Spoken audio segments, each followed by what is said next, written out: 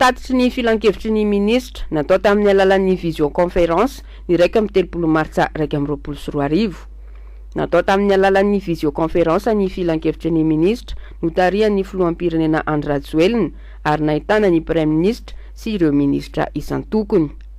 Fampahafantarana, namafisina ireo fepetra iadina amin'ny valanaretina COVID-19, namafisina nandritry ny filan-kevitry ny ministra ny fepetra rehetra noraisina ary ny paika sy ny drafitra entina miatrika ny ady amin'ny fianaka ny valanaretina COVID-19. Ireto ny fepetra vaovao apetraka manomboka izao, anampy ireo efa mipetraka. Ny CSB no mandray ny forme légère, ireo izay mahatsiaro mikohaka sy reraka ary tsy de tomombana tsara ny fahasalamany ka mitondra ireo soritra aretina. Ireo CTC 19 kosa indray dia mandray ireo forme modéré, izany hoe ireo manomboka miasempotra ka heverin'ny mpitsabo fa afaka mbola ampiasan'ireo concentrateur d'oxygène.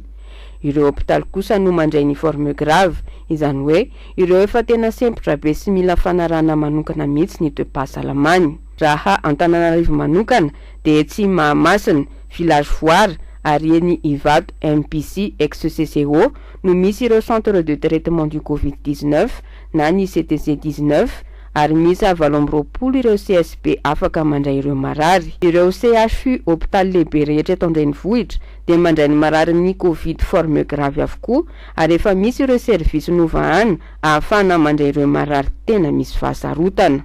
Isoroana ny fiparitahan'ny valanaretina dia haharitra 5 andro ny fialan-tsasatry ny mpianatra mandritra ny Pasika izay anomboka ny zoma izao. Ny université ihany koa dia isy fialan-tsasatra mandritra ny 15 andro manomboka ny zoma ho avy izao ihany koa.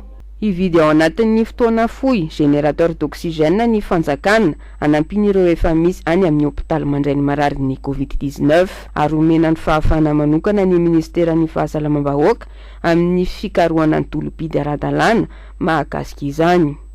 Ny 914 no larana Antaroby afaka iantsona ny BIS amin'ny fanarahan'ireo mitondra ny otrikaretina coronavirus ary ampitomboina ny ambulance entin'izy ireo maka ireo marary mamonjy ny toeram-pitsaboana.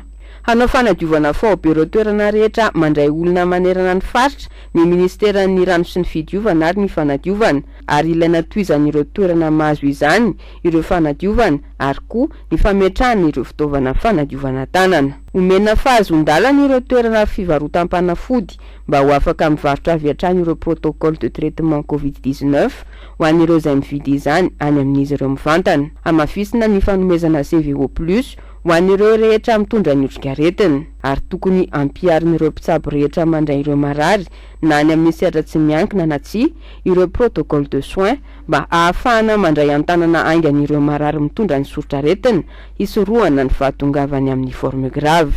Averina atsangana ao anatin'ny fotoana fohy ny PNGM, plateforme nationale de gestion médicale.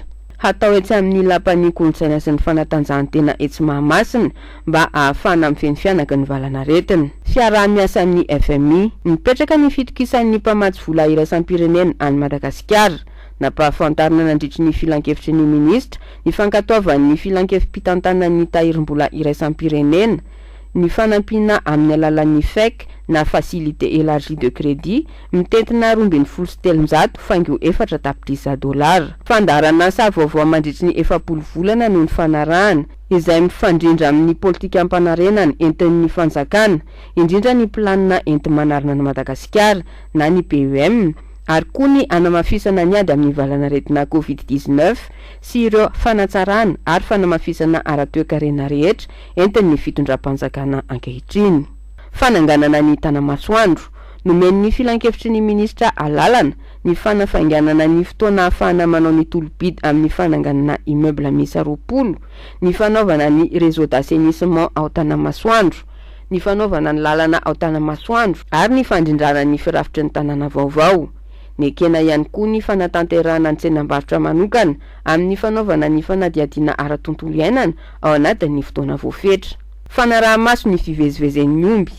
Anamafisana ny ady amin'ny alatromby dia nampahafantarina nandritry ny filan-kevitry ny ministra ny fandraisana didim-pitondrana anarahan'ireo omby miisa iray etsy any amin'ny reto faritra ireto: Anosy, Androy, Atsimo Andrefany, Iorombe araky ny teknôlôjia vaovao miisa roa izay efa miasa ankehitriny ka entina andlonany bokon'omby anaorina. Hitatra manerana nosy ny fampiasana azy io ao aorina. Hatsangana ny musée de l'audiovisuel etsy amin'ny ORTM Anosy. Nankatoavin'ny filan-kevitry ny ministra ny hananganana auditorium lehibe ahafana andray olona hatramin'ny 500,000.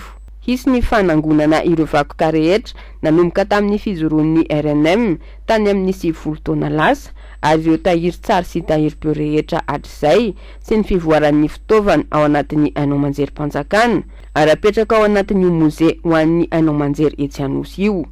Ici studio d'enregistrement manaraka ny toetrandro ihany koa ao anatin'io toerana vao areniny etsy Anosy io. Fandaniana volavolan-dalàna sy didim-panjakana araky ny tolo-kevitry ny ministry ny fanajariana ny tany sy ny asa vaventy noraisina nandritry ny filan-kevitry ny ministra androany ny volavolan-dalàna mikasika ny fanajariana ny tany iarantsika amin'ny Royaume du Maroc izay natao soniny taona 2004 mba hanamafy ny fifanankalozana traikefa sy fahaiza-manao eo amin'ny tany rotonta araky ny fehezan-dalàna mifeny tany tsirairay avy. Araky ny tolo-kevitry ny ministry ny fambolena, fiompina sy ny jono noraisina nandritry ny filan-kevitry ny ministra ny didim-panjakana hanatsarana ny fitantanana ny jono makamba an-dranomasina eto Madagasikara. Izany dia mifototra amin'ny famaritana vaovao ireo toerana ahafahana manao ny jono makamba ara-industrialy, ny famerina ho 10, ny fahazon-dalana mitrandraka izay paritaka manerana ireo faritra enina ahafahana manao izany ary tsy hihoatra ny 5 taona ny fahazon-dalana iray.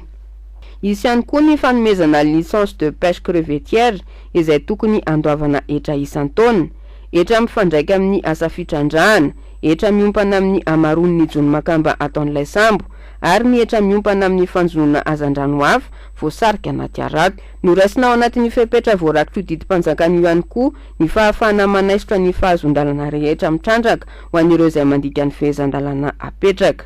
Fanendrena nankatoavin'ny filan-kevitry ny ministra ny didim-panjakana manendry ireto olo-panjakana ambony manaraka ireto araky ny tolo-kevitry ny fiadidinan'ny gouvernemanta. Rakoto Eli Clément de voatendro sekretera general lefitra eo anivon'ny fiadidinan'ny gouvernemanta.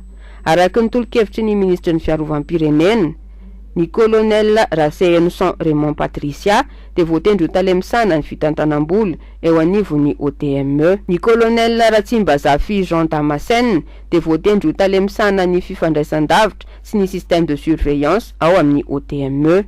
Ny général de brigade aérienne Randrianasolo Fils Hippolyte de voatendro major général an'ny tafika anapakapaka ao anatin'ny état-major ny tafika anapakapaka. Araky ny tolo-kevitry ny ministry ny fitsarana, Ramatoa Savatsara Raby Gabriel Ainarmanga de voatendro sekretera général. Araky ny tolo-kevitry ny ministry ny fampianarana teknika sy ny fanofanana arakasa, Andriamatoa Ravelomara Vou Jean Ruffin de voatendro talempartry Vakinankaratra. Andriamatoa Bemena Albert de voatendro talempartry Diana. Andriamatoa Mandimbilaza Noerko Sylvain de voatendro talempartry Boeny.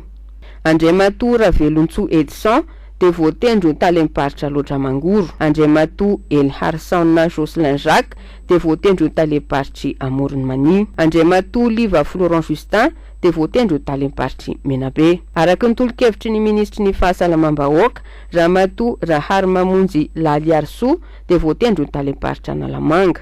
Araky ny tolo-kevitry ny ministry ny asa, ny asa-panjakana sy ny lalana sosialy, Andriamatoa Zoary Manana Tranony Sioboa Angelo de voatendro talemsana ny fitantanam-bola ao amin'ny INFA. Araky ny tolo-kevitry ny ministry ny serasera sy ny kolotsaina, Andriamatoa Randriamanantena Eli de voatendro ny conservateur de l'office du site d'Ambohimangarova na ny Oscar. Nataony 20 martsa 2024. Ny sampandrara ny serasera sy ny fifandraisany eo anivon'ny fiadidinan'ny Republika.